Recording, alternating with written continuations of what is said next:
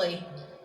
I wasn't even sure if I'd be steady enough to stand before you tonight, but my heart compelled me to be here because of the sense of duty that I feel to honor her memory and to remind us all not to squander the sacrifices our elders made to give us a better future. Amen.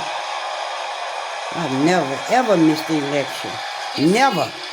1980. My mom, in her steady, quiet way, lived out that striving sense of hope every single day of her life.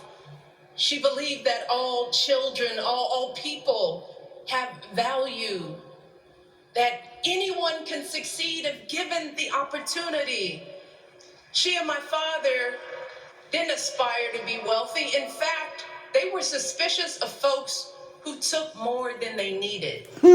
They understood that it wasn't enough for their kids to thrive if everyone else around us was drowning.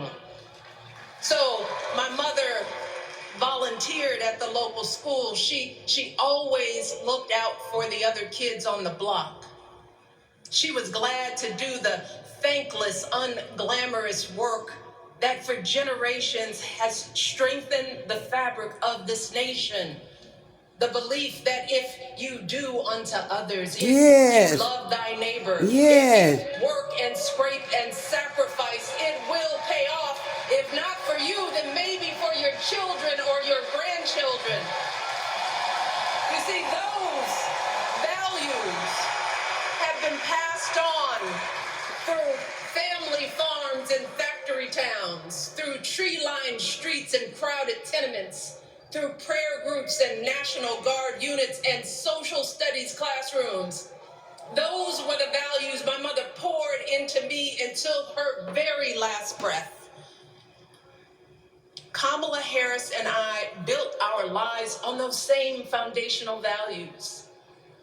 Even though our mothers grew up an ocean apart, they shared the same belief in the promise of this country. That's why her mother moved here from India at 19. It's why she taught Kamala about justice, about the obligation to lift others up, about our responsibility to give more than we take. She'd often tell her daughter, don't sit around and complain about things, do something.